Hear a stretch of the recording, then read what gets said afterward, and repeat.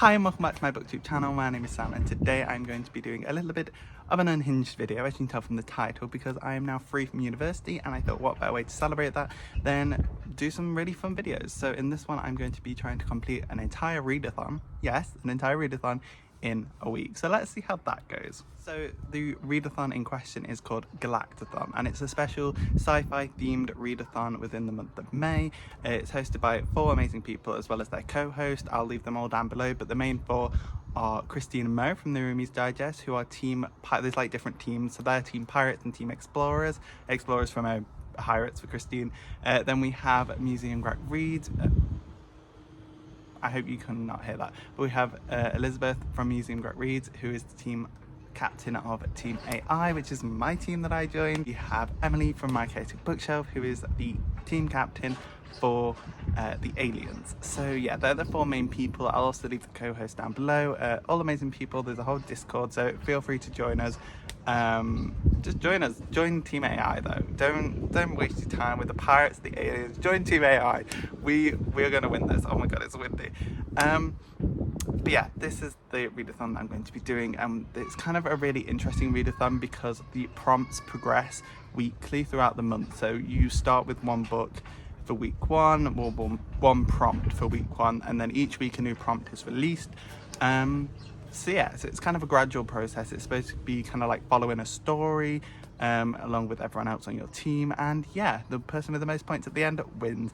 I think currently Team AI is in 2nd place as I'm filming this, so come on Team AI, let's do this. Okay, anyway, let's get into the books that I'm going to be reading. So I'll put the prompts here for the main 5 prompts. In this video I'm not going to do any of the bonus prompts because I've already kind of started those, and there was also a special event on May 4th that I'm not going to be doing in this video, but here are the main prompts. So I'm just going to talk through my reads for these and then we'll get straight into the first read. Okay, so the first prompt of Team AI is initiating systems. Read a book that features a new beginning or a start of a new journey. And for this one, I'm going to be starting with Red Rising by Pierce Brown. Now, I know Emily absolutely loves this book, so that's why I was originally going to do something else, but then I changed it to this because I was like, you know what? I may as well read one of Emily's favourite books during her readathon that she's part of. So yeah, this is for you, Emily. I'm going to be reading Red Rising. I've had this on my shelf for so long as well, I've just never touched it. This book follows a main character called Darrow. He's on Mars and they are kind of like mining resources to try and make Mars livable for humans. That's the extent that I know. I started it an hour ago. I got up to chapter 2 and then I decided we need to film the intro. But yeah, this is the one I'm going to be reading for that prompt. This is obviously the new beginning on a new planet. It's the new beginning in a trilogy. It's a new beginning to this character Darrow, who I assume is going to go on a giant journey throughout the book. So I think that works for this. Okay, so prompt 2 is upgrade potential. Read a book that features scientific or technological discovery / advancement. So for this one I'm going to be reading Sea of Rust by C. Robert Cargill. Now this one follows a world in which humans have been hunted to extinction and the planet is now owned by robots. But not only that, these robots now face an internal threat with AI, with these giant corporate kind of AI systems trying to conglomerate all the robots into one kind of hive mind. And we have the main robot who's trying to kind of avoid that. They like hunt for parts to keep themselves running, and that is kind of the start of their journey. Now obviously the advancement in this is not only the robots that have now taken over the planet, but the AI that has now been introduced and is now trying to create everyone into a hive mind. So that's how I'm twisting this to fit that prompt. Now the next prompt is Defenses Down. Read a book set during a pandemic, disease, or featuring an AI gone wrong. Now I could have used that previous book for this prompt, but I decided to go with an author we're probably going to recognize from the last video, but that is Erik J Brown. And now I'm actually going to be reading his All That's Left in the World, which I said I didn't read in the previous one. So we're going to correct that and we're going to read this because I did like Lose You to Find Me from the previous video, so why not read some more of him. This one set in a post-pandemic world. These 2 boys falling in love and figuring out what's going to happen. That's about all I know, that it's an apocalypse. Can you stop screaming? yeah, queer apocalypse. Let's get into this. Next prompt is Unlikely Allies. Read a book featuring a morally grey character or an epic space adventure. Now, I didn't quite know what to go for this one, so I looked at the prompt sheet. So if you don't know what to read for any of these prompts, the hosts put together this giant document with loads of different recommendations for each of their prompts for each team. I didn't mention that each team has different prompts, so if you don't like the AI prompts, then go join a different team, but we would love to have you in AI. But for this prompt, I am stealing my mum's copy of a book that I DNF'd, not DNF, but unhauled, that's the word I was looking for, a book that I unhauled a while ago, so now I'm borrowing my mum's copy, which is Wool, which I know Elizabeth really likes as well. So this is by Howey, and this one kind of features a planet, and there's like a camera that they have to go clean because they live in like a silo underground, and if they do something wrong, they get punished with going up to the surface and cleaning the camera so they can see what's happening in the world. I kind of unhauled this one because I was like, am I ever going to read it? Apparently I am, so thanks mum. I bought my mum this copy because she asked for it, so that's kind of coincidence. I feel like that's fate that I need to read this book. Yeah, that'll be the next read. And then the final prompt is mission complete, and that is just to read a 5-star predicted read. It's the same for every team, and for this one I'm going to be going with my new sci-fi hero, J.S.Dewes, Rubicon. If you don't know, I think I talked about it. I read her other book, The Last Watch, and The Exiled Fleet with Emily and Elizabeth, our buddy read thing that we do. And yeah, I haven't read Rubicon, so I'm going to catch up on this, and hopefully it'll be as good as her other 2 books. I absolutely adored The Exiled Fleet. Wait to dive into this world. So yeah, this will be my 5-star prediction. So yeah, they're the books that I'm going to be reading for this readathon. Hopefully you're still here. Some interesting reads. If you want to read along with me, do so and let me know your thoughts on these books in the comments. But from this point on, it's probably going to be spoilers as I talk about each of these books as I finish them. First book I'm going to be reading is Red Rising. So let's get into this and I'll come back with my thoughts when I finished it. It is currently, time check, it's currently Monday. Start of Monday, it's like 11 o'clock. It's 12 o'clock. Sorry, I just checked on my iPad. It's 12 o'clock. I'm 2 chapters into Red Rising. Let's see when I finish it. Okay, bye. Okay, so I'm back and I've now read Red Rising, which is the first book of this video, and I'm literally just coming out. I've just finished this as I've set up the camera, so excuse my thoughts if they're all over the place a little bit. But yeah, there's going to be spoilers for this section. I'm going to try and do timestamps for each book in case you don't want spoilers on this one, but you do want a different one. So if I figured that out, you can skip this section and go on to the next book. But if you want to hear my spoilery thoughts, let's get into it. So I think overall, I did quite enjoy this book. It takes place on Mars, this kind of terraformed Mars, and the first kind of big reveal we get, I was in love with, because we get set up with this guy called Darrow. He's a miner under the surface of Mars. They're like digging for resources and stuff, and it's like really squalid, and they're like, once we get enough materials, we can like terraform Mars. And I thought that was so cool. And then to make it top it off even better, there's some shenanigans. His wife gets murdered in front of him, causing him to get caught up in the Red Rebellion. And they reveal to him that on the surface of Mars, it's already been colonized for about, I think it was 300 years, it's already been colonized, which is like, and we are just watching like this drunk guy fly around, and these big domes are being taken down. Like normally you'd have like the air bubble domes in science fiction depictions of colonized Mars, and they're like, we're so advanced now that we don't even need those. And I thought it was so cool, and it was such a cool setting, and that's where my first contention starts, because I feel like we go past that setting so quickly to get put into this kind of like Hunger Games, Trials, War Games kind of thing. It kind of reminded me of in the Heroes of Olympus series by Rick Riordan, the war games they do there. Apart from in this one, it was a lot more serious. Like there was very, yeah. But it reminded me of that. And I just wish we'd have spent a bit more time on this kind of colonized Mars and seeing the city itself and all these advancements and stuff a little bit more than we did.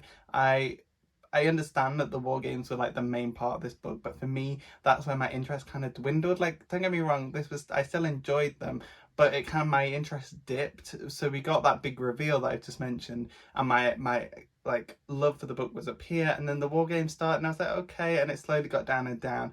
And then towards the kind of last 100 pages, I got more interested again when they started attacking the what were they named, the Prospectors or something, like the Apollo and all that. When they started like killing those and attacking those, I was straight back on the bus. I was like, this is so cool, let's do this, let's fight these like gods.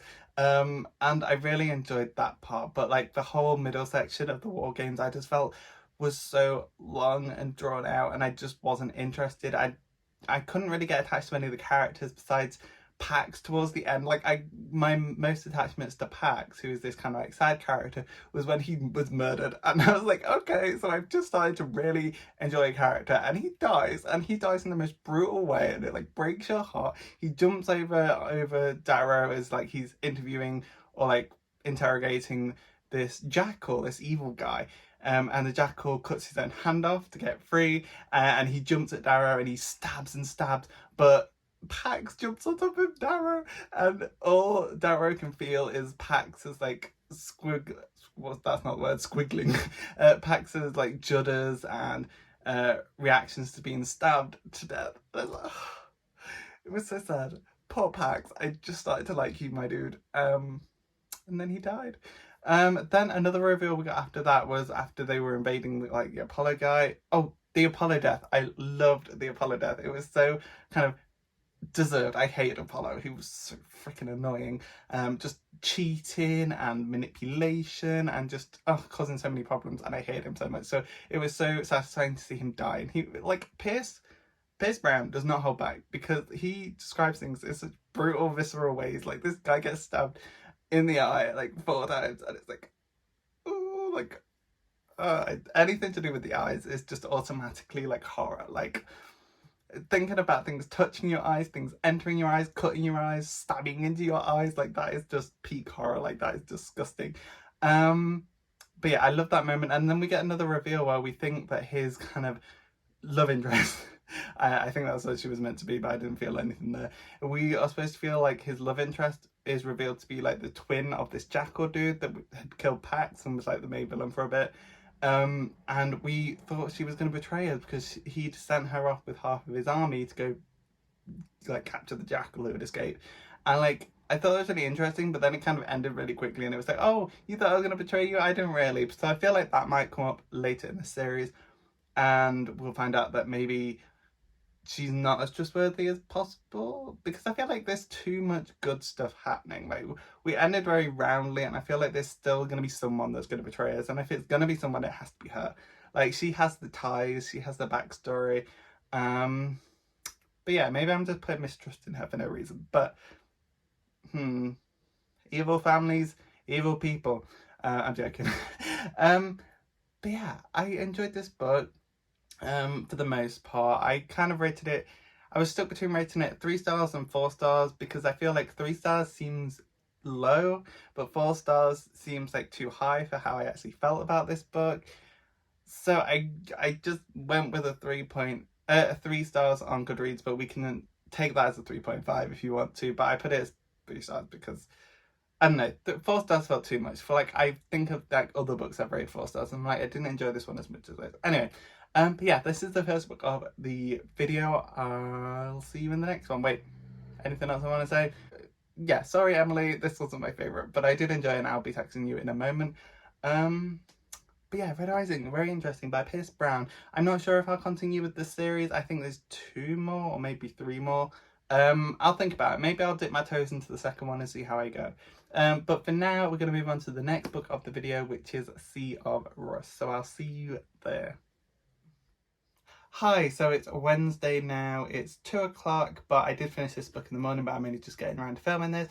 But yeah, I've now read the second book in this challenge, which is Sea of Rust by C. Robert Cargill.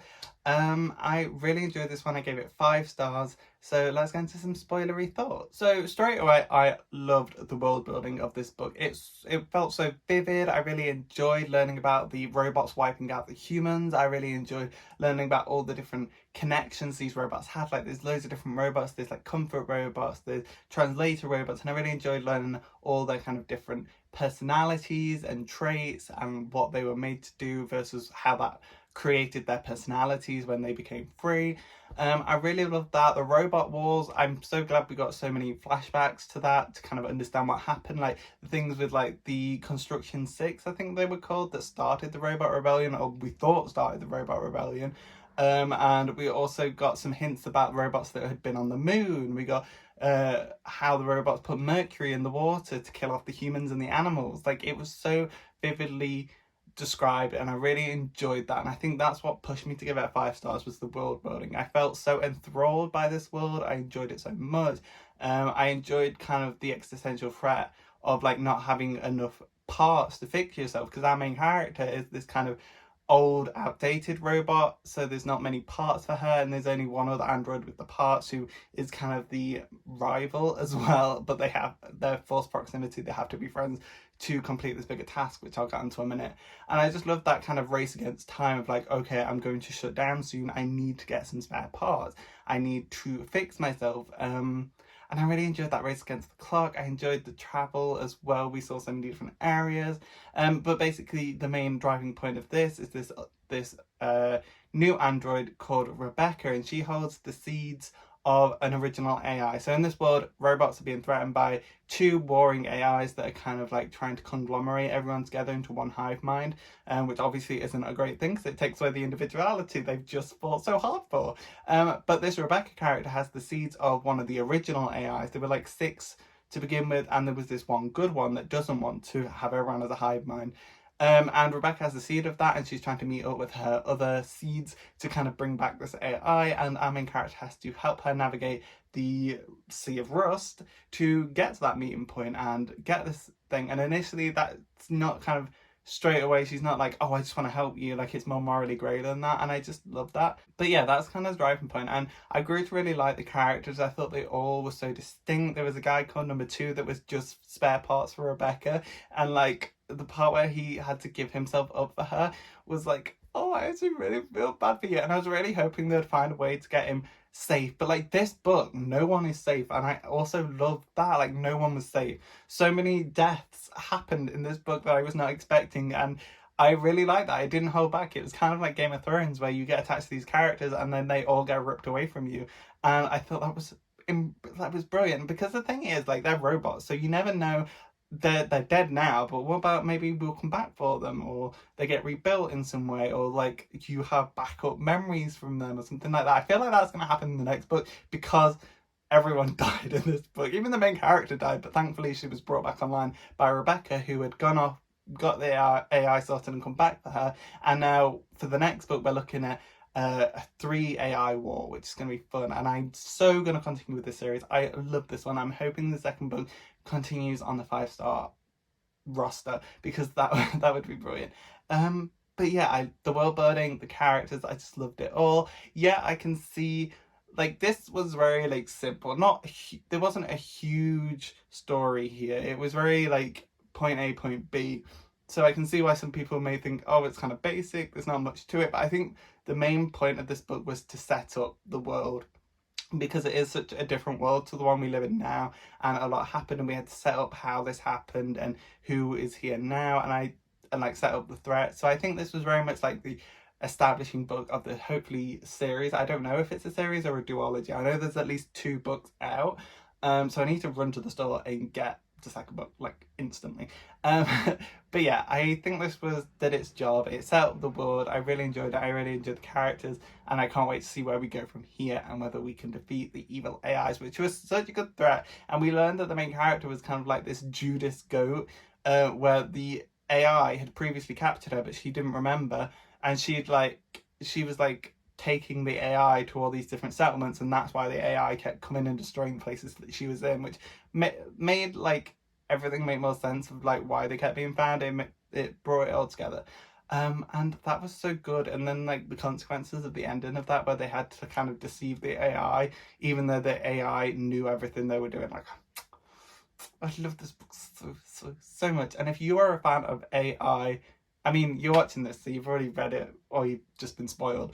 But like, it's such a good book to recommend to people that love AI and robots and the apocalypse. Like, I think this is a perfect book to recommend, especially for like beginners that want to get into AI takeover. So if you have any friends or people that you want to recommend this book to, please do, because I think this deserves to be more highlighted on here. I've literally never seen anyone else read this. I kind of just picked it up in the shop and read the back and was like, oh yeah, this sounds interesting. And now I'm like, why is no one reading this? So yeah, I definitely, please recommend this to as many people as you can. I love this book so much. They're kind of my jumbled thoughts. I mention the backstory with like her burning a bunch of children? Like, that was crazy. She was repressing all these different memories of like her original owners, and she had to kill her original owner's wife, who was starting to see her as a friend, but as soon as the shutdown call came for the robots, she had to kill her. And I was like, oh, you did the right thing, but like that hurts. And then she talks about all these things she'd done in the war. And there was a part where she goes into a bunker and it's full of human children, and she just straight away just flamethrowers them all. And I'm like, okay, damn, okay, this could definitely work for the morally great character. But yeah, I don't know what more to say than this, other than I loved it. It was pure joy, and I'm so glad I got around to it. So yeah, let's go on to the next book. 5 stars. Let's go on to the next book, which is All That's Left in the World by Erik J Brown. Okay, I'll see you there. Okay, so I'm back and I've now read All That's Left in the World by Erik J Brown, and let's get into some spoilers. Okay, so I want to preface this because I want to dive straight into the main problem I had with this book, but I do want to preface this with, I did enjoy this book. It was a really good post-apocalyptic world, queer story, queer narrative. I loved that. It was amazing. But my only issue, which I want to dive straight into so that it like sets up the review, is the two characters. There's two POVs and they both read exactly the same. Like, I could not distinguish the two characters for a lot of the time. I'd be reading one chapter and it'd be talking about, I would think it was one character, and then it would say something that happened about, oh, it's you talking. And I'm like, it really got under my skin because it got harder the further we got in. At the start, they were kind of, okay, I can tell what's going on. But towards the end, they both became so undistinguishable that it got kind of irritating, because I was like, okay, who's talking? Who did this happen to? Because they both have the same sense of humor. They both talk exactly the same. They both respond to things the exact same. And it's like, okay, then can we have some more distinguished characters? Because this is not it. It may as well have just been one character at this point, because I maybe that's just a me problem. Maybe other people have read this and they didn't have that issue, but for me, I just couldn't tell the characters apart. And that was my main issue, and I really wanted to get that off my chest because that really irritated me. Like, yeah, sure, they had some distinguishing parts. Like, one had a limp because he stands in a bear trap at the start, but other than that, they're basically the same person, and it's just like, okay. Anyway, yeah, I just wanted to get that off my chest. But other than that, I quite enjoyed the story. It was a nice kind of road trippy story with loads of vignettes of different apocalyptic things. Like, there's this group that's taken over their local area they start in, and it's like, we want you to pay taxes to us now with food. I thought that was interesting. We move on from there and we go on a bit of a walking trip as they also wait, I have another issue with Erik J Brown. He does the same trope in both books that I've read of his, which is where the characters are like, is he gay? Is he not? Just ask, or like pick up on the context. Oh, there's so many, I don't mean to come off like I hate this book, but there were so many things that irritated me, but I did enjoy the book. I gave it 3 to 4 stars. I think I leaned on 4 stars just because I like the post-apocalyptic setting. But in reality, it probably should be a 3-star, but I'm going to be generous and give it a 4-star.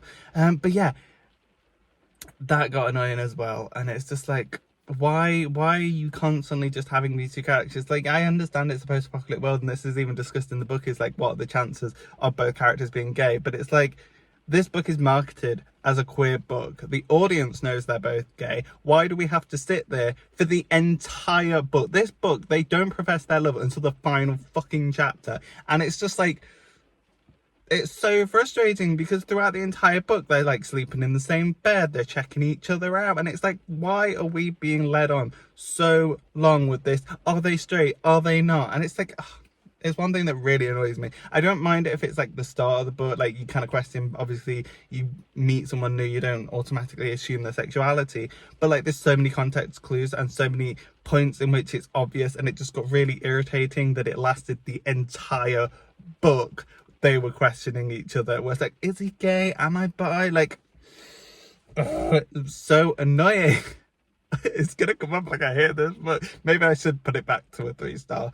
But yeah, like I said, I like the setting. I like the little vignettes of what happened. I liked the kind of turn of like this community that had survived, but they'd kept all the kind of right-wing beliefs of like, oh, everyone has to be Christian, everyone has to go to church on Sunday morning, everyone has to be white, everyone has to be straight. So I thought that was really interesting to have a community that had that, because I don't think we normally see those kind of like those prejudices within post-apocalyptic narratives. Like, yes, we have like cannibals and stuff like that, but we never have that kind of ideology coming through from the old world into this new world of like, everyone has to be white in our community. We don't normally get that, so I thought that was really interesting. I feel like that could have been, we could have spent a bit more time with that, but it was okay. Like, we started off, they immediately noticed something was off, and I would have kind of liked it if they'd have slowly got to that realization, and we spent like maybe a couple of days there, and we'd have seen these things, and they'd gone to the church and seen the preaching and stuff like that. But it kind of immediately is like, no people of color here, it's all white people,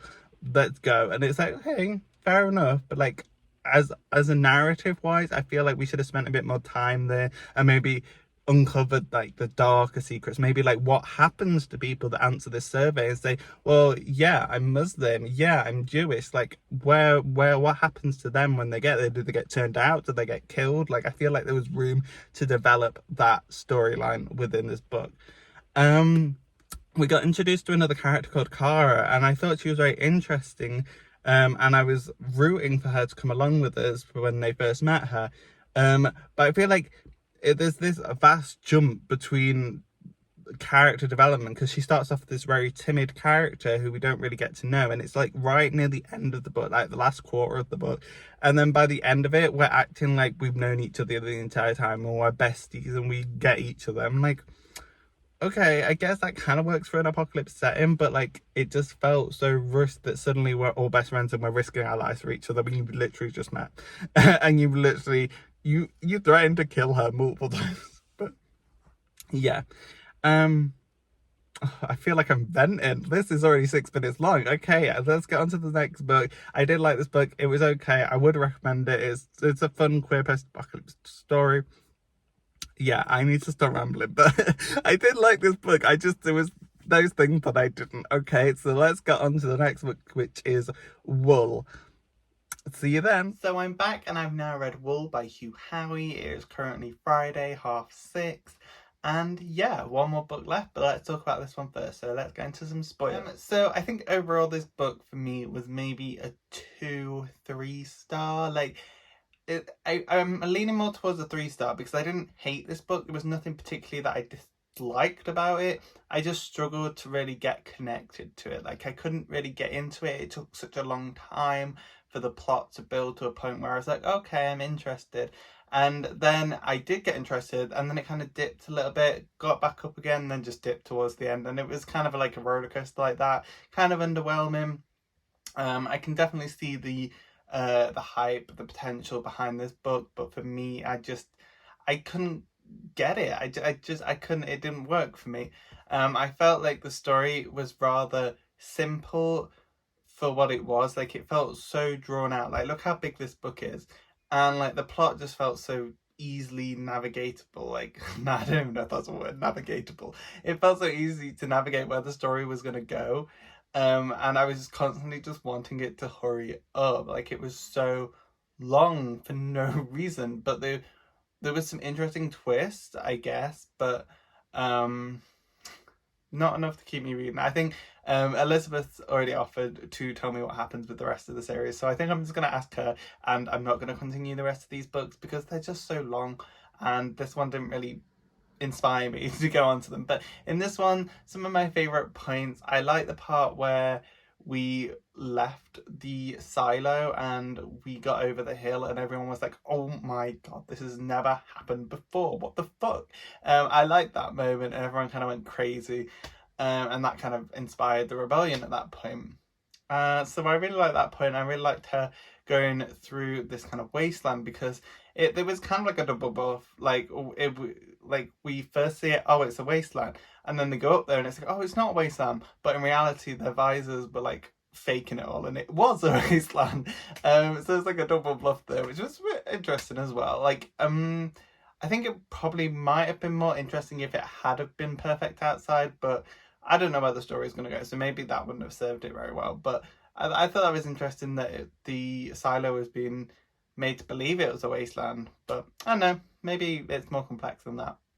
But yeah, I like that moment, and then her trudging through this wasteland with like on the cusp of like just dying and passing it out, but she manages to make it to another silo, and she crawls her way inside, and it's empty, and there's loads of dead bodies everywhere. I thought that was very intriguing, that was very cool. I like the exploration of that abandoned silo and what happened there, although I think the reveal that there was just a bunch of kids there, I'm just like, okay, how did the kids get here? Like, okay,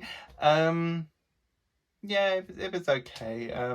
But from that point on, that was like the height of the book for me, was like going out of the first silo and discovering more. Other than that, there wasn't much that I particularly enjoyed. Not much I hated, like I said, but I didn't enjoy it. It was just, I was just counting down the time I had left to finish the book. I was just constantly like, okay, how long have we got left? How long have we got left? We've got a few chapters, okay. And it's finally done, and now I can move on to Rubicon. So yeah, I don't really have much more to say about this book.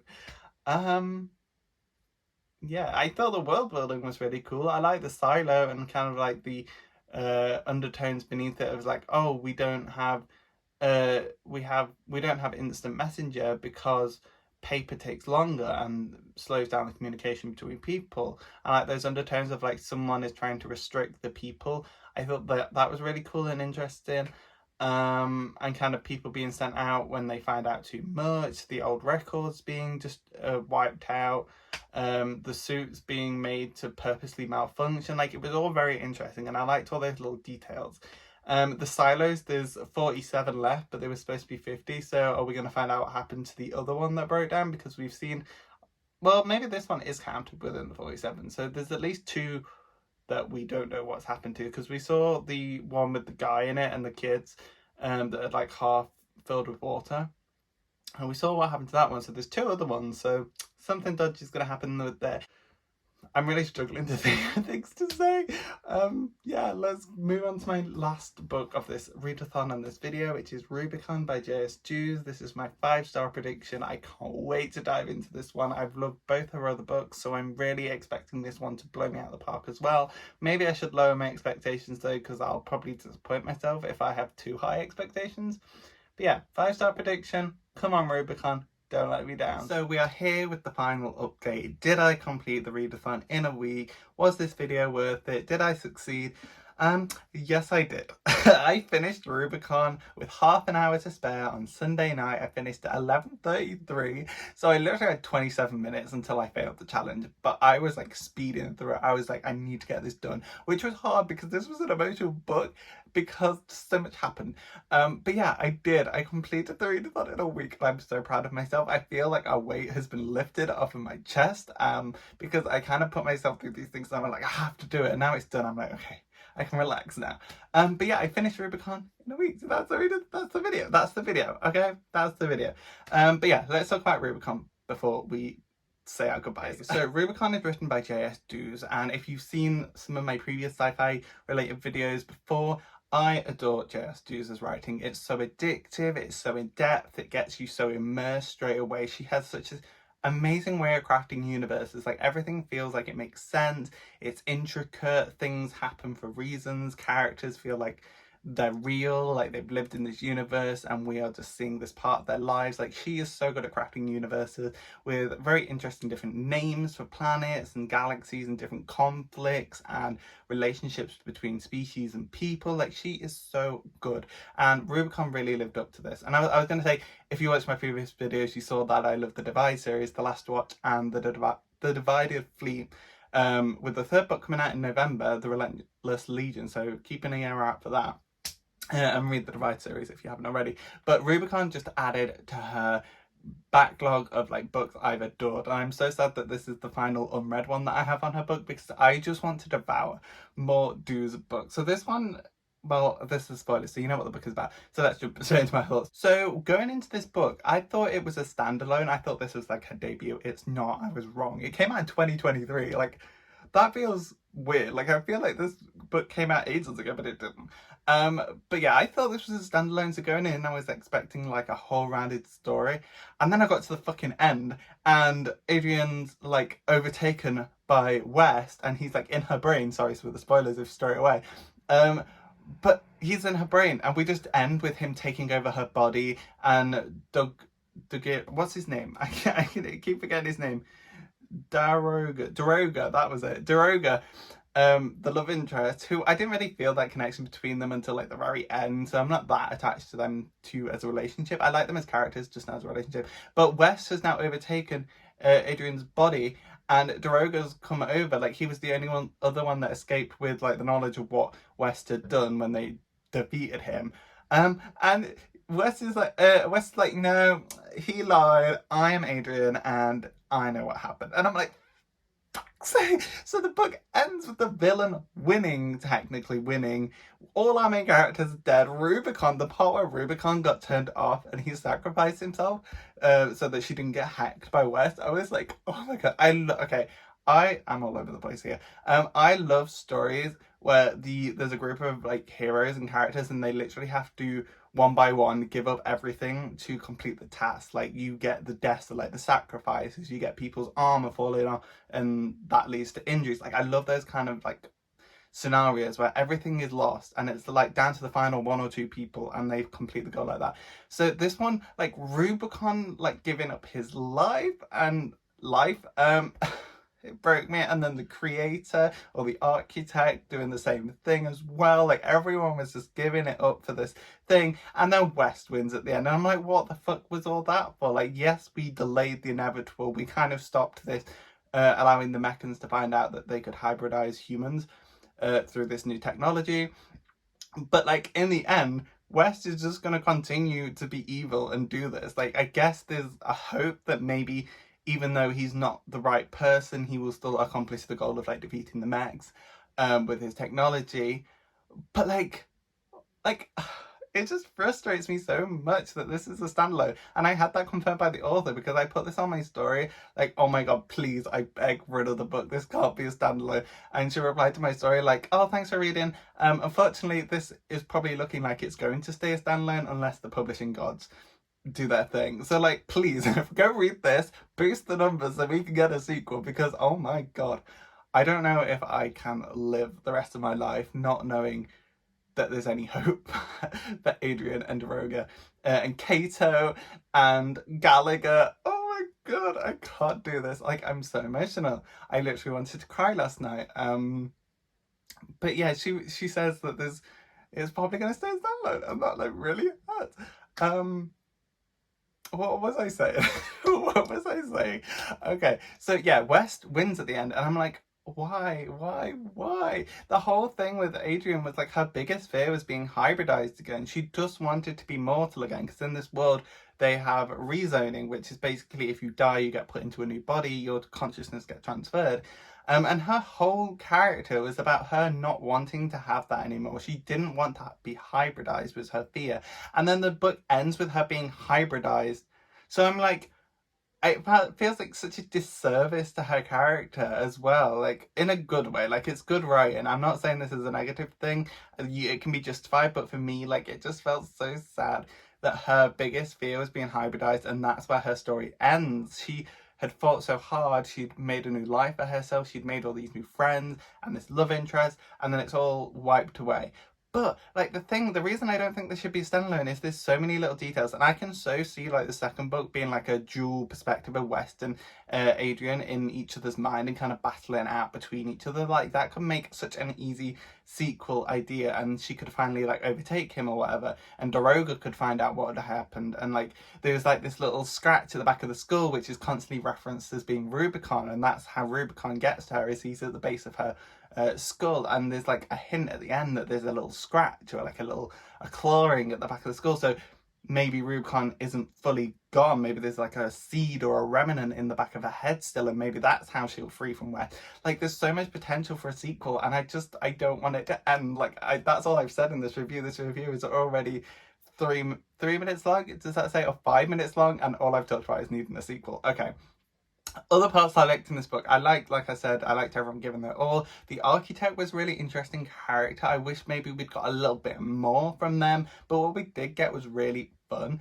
I thought that kind of character of like this giant mech, but not a mech because it's like a alien consciousness in a machine. That was really interesting, kind of that barrier between human and machine, like what is the distinction there and how can we bring this together. I thought that was really interesting, and he really grew on me. And as soon as Adrian got captured by West, when she figured out what he was doing and that he was lying to her, I was like, we just need to get the architect. We need to just go get the architect and he'll help us. And it took her a few chapters to get to that realization. But when she did, I was like, yes, please just release the architect. We can make friends with it. Obviously the rezoning, the world I really loved. I thought it was really interesting. Yeah, I feel like I've been talking way too much about this one book, but I barely said anything. I love the characters. I love Gallagher. And all I could think of her as was Fiona Gallagher from Shameless, the US version, which I'm currently rewatching because I love that one. The UK version is like but the US version is like really good. It's on Netflix if you want to go watch it. Maybe not with your kids. But Shameless US, all I could think about Gallagher was as Fiona Gallagher, so that was interesting. Kato was a really interesting character as well. Like he was like the comedic relief, like he was the funny jokey guy, and I think that's one thing that we got. We got them, yes, they got murdered at the end because they were captured and then kind of like put into the West hive mind or whatever, and they ended up having to be killed at the end. But they do rezone, but without their memory. So although they don't remember anything, at least they're alive. That's something. Like Gallagher and Kato are out there. Okay, that I can take that. That's okay. And Daroga's still alive, even though he's going to be manipulated by Adrian / West. But yeah, at least Gallagher and Kato are okay. But yeah, I could gush about this book all day. If you want to hear more thoughts, just reach out to me on like Instagram or whatever, or in the comments down below, and I would love to like just discuss this book because I loved it so much. It was a 5-star. My 5-star prediction was a 5-star book. Like how amazing is that? I mean, it's J.S.Dewes. Anything's probably going to be a 5 stars. Like I just need more from her. But yeah, any other like specific thoughts that I have about this book? I've already spoken for 7 minutes. Oh no, this is the longest one yet. Yeah, love the world, love the characters. The ending, I just can't. I need more, please.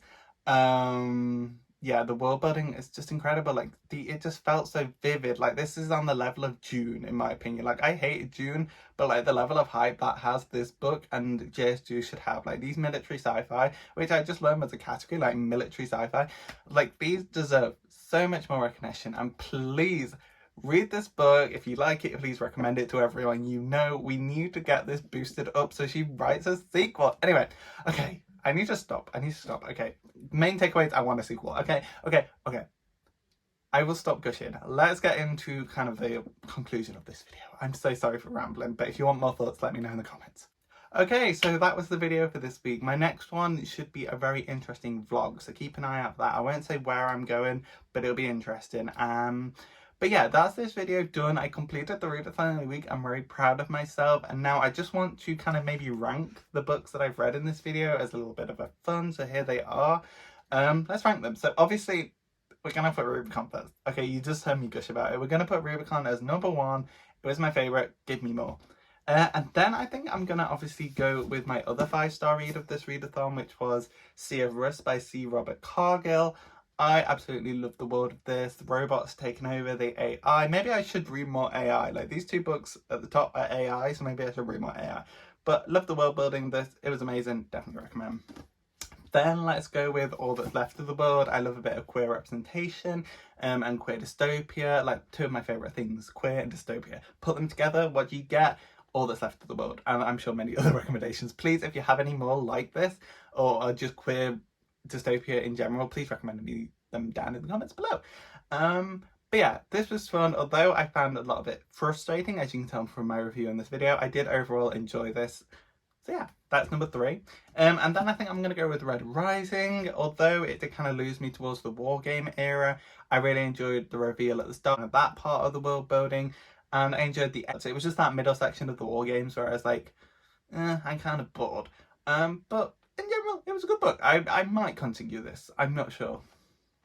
And then the last one is Wool. Probably a good thing that I unheld this when I did, and this is my mum's copy if you need to catch up. But yeah, I'm glad I unheld this because I'm not going to read the rest of the series. I've already had Elizabeth tell me what happens in the rest of the trilogy, and it sounds wild, so maybe you should read it, but personally it wasn't for me. But Elizabeth has told me what happens in this trilogy, and I feel like I can let this book go now. Like, I feel complete, I know what happens. Yeah, it was okay. For me, the main thing was it felt like such a little plot for such a long book. Like, it felt like it dragged so much and could be like summed up in a couple bullet points, honestly. But yeah, that's my order. So yeah, there we go. I don't know what else to say. There's my order: Rubicon, Sea of Rust, All That's Left in the World, Red Rising, and Wool.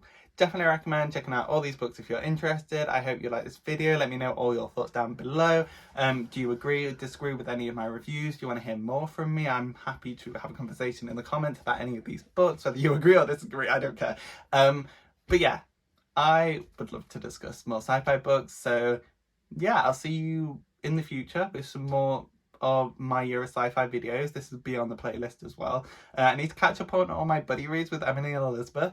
Like, I'm supposed to be doing a video every month about buddy read, but I've been so caught up. Anyway, I need to catch up with that. So thanks, leave a comment, like, and subscribe, and I'll see you in the next video, which will be a very fun vlog, and I'm sure you'll like it. So bye. Okay, the camera fell over, but okay, bye.